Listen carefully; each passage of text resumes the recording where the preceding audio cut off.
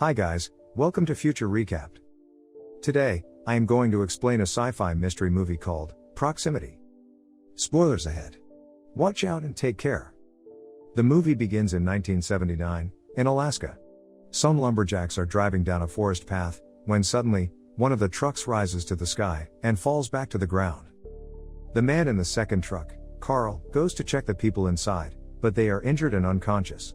Carl then sees a huge floating spaceship in the sky. A UFO. He is absolutely terrified and runs into the forest. But, the UFO beams light onto him, which lifts him into the air. Carl then loses consciousness. We cut to the present day in the city of Pasadena, California.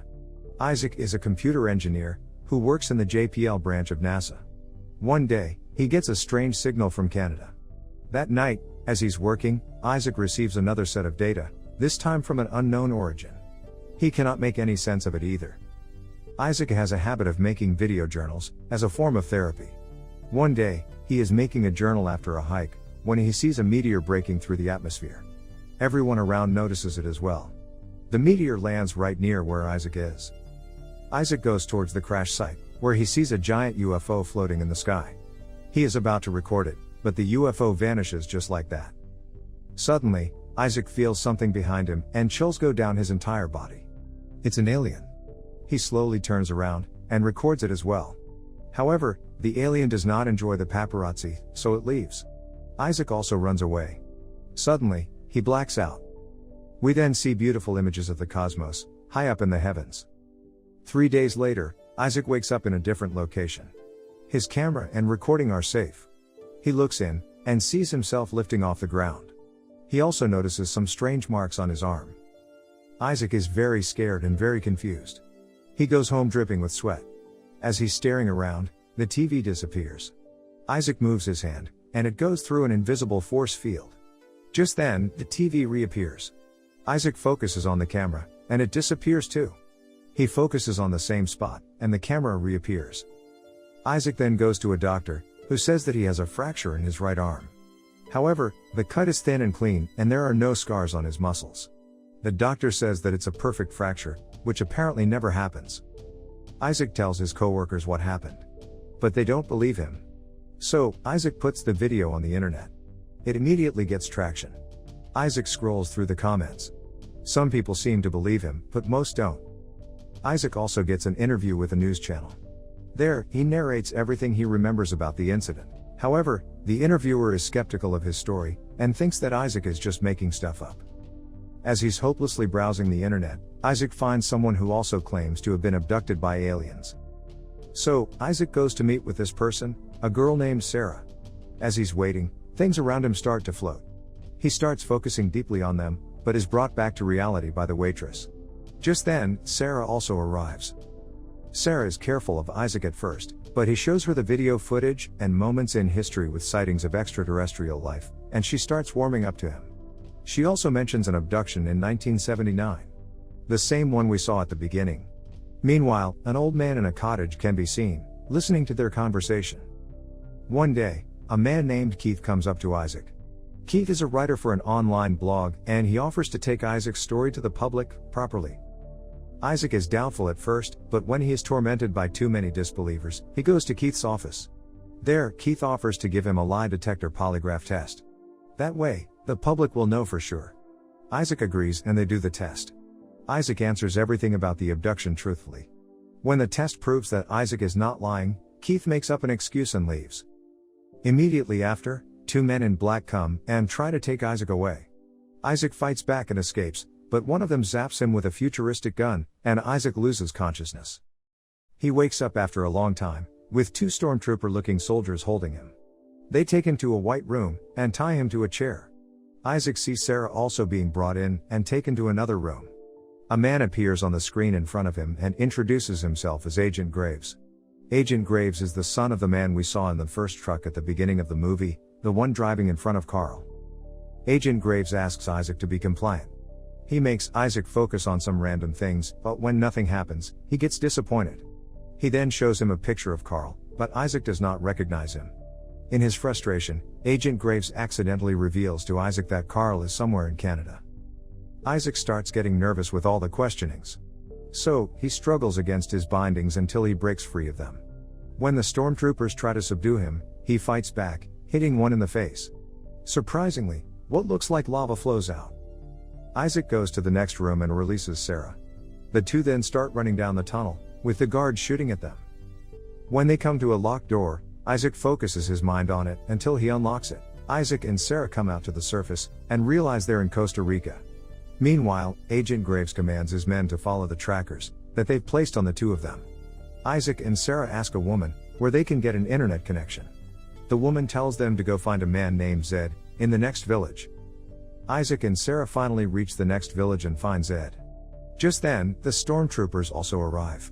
So, Zed quickly takes Isaac and Sarah away. Zed says that the stormtroopers are the secret police, used by a very secret organization focusing on outer space.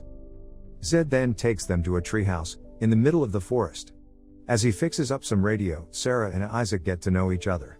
Sarah narrates her tale of when she was abducted, which is very similar to Isaac's own experience. She too struggled with making people believe her. Isaac remembers the two signals he got earlier. One from Canada, and one from an unknown source. So, he tells Zed to log into the JPL satellite, and from there, they trace the first signal to a cottage, in a remote location in British Columbia, Canada. They make a call to the place, and the old man from earlier answers. It's Carl. However, Carl quickly shuts down the call. So, Zed bypasses the security, and makes the call again. Isaac quickly tells him who he is and he saw. He mentions the unknown signal he received, and that catches Carl's attention. Carl asks for the file, which Isaac sends to him. Carl puts the file through a decoder that he has developed, and a message plays in English. It's from the aliens who say that they are coming. Then, they give a location, time, and date, which is 5 days from now. Isaac realizes that they need to go to Canada. Sarah is absolutely terrified of meeting the aliens again, but Isaac manages to convince her, saying that they need answers. So, Zed fixes up a local seaplane, and they fly to British Columbia, Canada. Unknown to them, Agent Graves is tracking their every move. In Canada, the three of them hitch a ride, all the way to Carl's location. There, they notice that they're being watched, by cameras everywhere. Carl comes out, and welcomes them with a big-ass rifle. When he recognizes Isaac, he brings out a device, which he runs over their arms. The trackers inside them are deactivated, and Agent Graves is not happy. Carl says that they have 2 days, until the aliens arrive. Inside, Carl tells them his story of how he was abducted, how the government kept him, and how, after escaping them, he accumulated all these devices over the years, and tried to recontact the aliens. He has also developed a device that can translate the alien language into English. The four of them spend the next 2 days, nervously waiting for the aliens to arrive. In the meantime, Zed and Carl bond over their mutual love for technology. Zed is impressed with everything that Carl has managed to figure out, despite not having a formal education.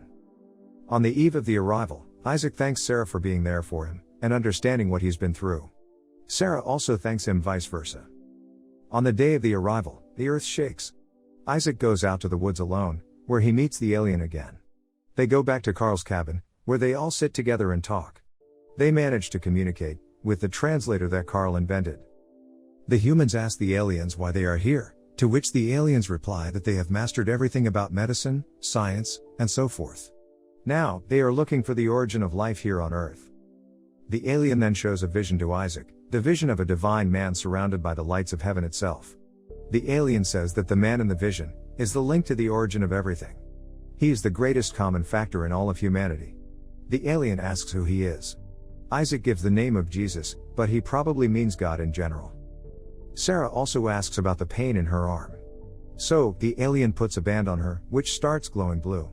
Then, her arm separates into two, with no pain at all. From there, the alien removes a tracking device that it apparently put there for their records. Just then, the men in black arrive. Carl goes outside to face them, and Agent Graves demands to know where his father is. Apparently, back in 1979, his father had also gone missing. Since only Carl came back, he blames Carl for his father's disappearance. Despite Carl's protests, Agent Graves does not believe him, and commands his men to shoot him. Sarah goes to look after Carl, and Agent Graves commands his men to shoot her as well. The alien removes Isaac's tracker, and tells him to focus, and use all his senses. It then disappears into an invisible force field. So, Isaac focuses super hard on saving his friends. Just as Agent Graves' men shoot into the cabin, everything slows down. Isaac walks out calmly like Quicksilver and picks up Sarah. He then focuses hard and moves her to another reality. He does the same with Carl and Zed. Pretty much the multiverse of madness from this point on. Agent Graves and his men are shocked to see everyone missing from the cabin. Meanwhile, Isaac and the others are in a different reality, with the aliens. The aliens kill Carl and Sarah, after which they walk away, right past Agent Graves in the other reality. They sense each other, without seeing each other. Just then, everyone sees the giant UFO, hovering over their heads. 6 months later, Isaac and Sarah are now living in a beach house in Costa Rica. They are living a normal life, but Isaac does use his new superpowers, occasionally. Carl and Zed have started their own tech information agency. Agent Graves was convicted of human rights crimes, and fired from his position. In the end, Isaac says goodbye to the camera, saying that they'll meet again. The movie wasn't exactly clear with its story, with many storylines left unexplained. Even Isaac's new powers aren't explained. But, ambiguity seems to be what the movie was going for. For more movies recapped, just click on one of the videos on your screen. Or, subscribe for more videos like this, turn on notifications, and leave a like to help out the channel. Thanks for watching.